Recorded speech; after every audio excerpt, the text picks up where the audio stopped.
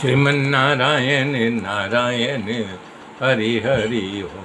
श्रीमन्नारायण नारायण हरि हरि ओम। श्रीमन्नारायण नारायण हरि हरि ओम। तब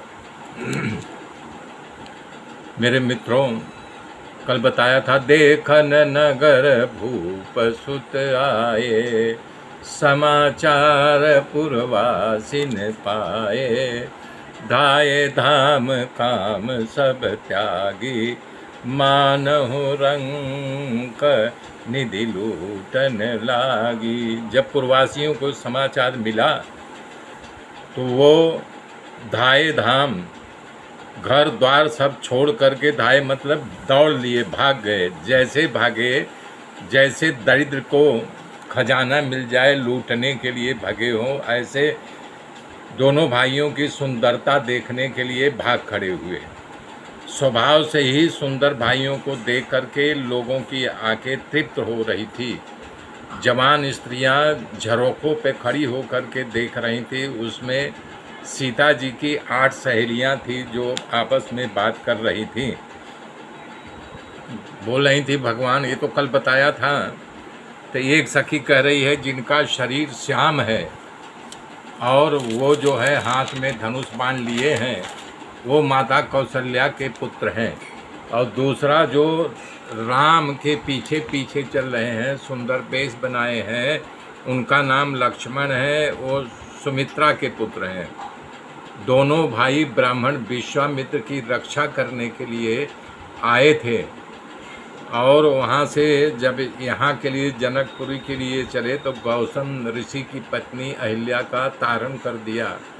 वो जो पत्थर की थी उनको सजीव करके मुक्त कर दिया। श्री राम जी की कांति को देख करके एक सखी बोले, सावले सलोने जो हैं हमारे जानकी के लिए योग्य वर हैं। यदि राजा जनक अपनी प्रतिज्ञा तोड़ दे तो यही इनके लायक वर है, इन्हीं से अपना प्रण तोड़ करके शादी कर देते। इस प्रकार के सारी सखियां बात करते करते सबको दर्शन देते देते, सबको तृप्त करते करते फिर उस सुंदर भवन में पहुंच गए जहां विश्वामित्र और मुनियों को उतारा दिए थे। फिर जो है संध्या बंधन आरती मुनियों के साथ भोजन किए। तब ऋषि महाराज विश्वामित्र सो गए तो राम लक्ष्मण दोनों जाकर के उनका चरण दाबने लगे। तो विश्वामित्र के बहुत कहने पर फिर राम लक्ष्मण को जहाँ उतारा था वहाँ आए। तो जब राम जी सो गए तो लक्ष्मण चरण दाबने लगे, बोले नहीं भैया बहुत रात हो गई, सो जाओ। और जब उठना हुआ तो सबसे पहले लक्ष्मण जागे और इसके बाद रघुनाथ जी। तो गुरु के जागने से पहले दोनों नहा धो के तैयार हो गए। जब तैयार हो गए तो गुरु जी को प्रणाम करके बोले, गुरुदेव जी पूजा के लिए हम फूल लेने के लिए जा रहे हैं।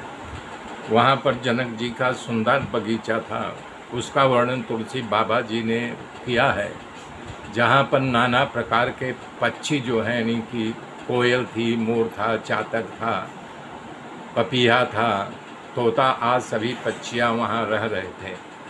और सुंदर सुंदर स्वर्ग से जब इंद्र देखते थे कि उनको ईर्ष्या होती थी, हमारे उपवन, हमारे बगीचे में इतने सुंदर सुंदर फूल नहीं हैं जितने सुंदर फूल राजा जनक के बगीचे में है।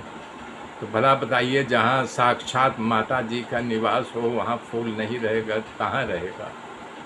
तब रामचंद्र जी जो वहाँ माली से आज्ञा लेकर के फूल तोड़ने जाते हैं तो फूल अपने आप उनके दोनी में आ रहा है, घूम रहे हैं दोनी लेकर के।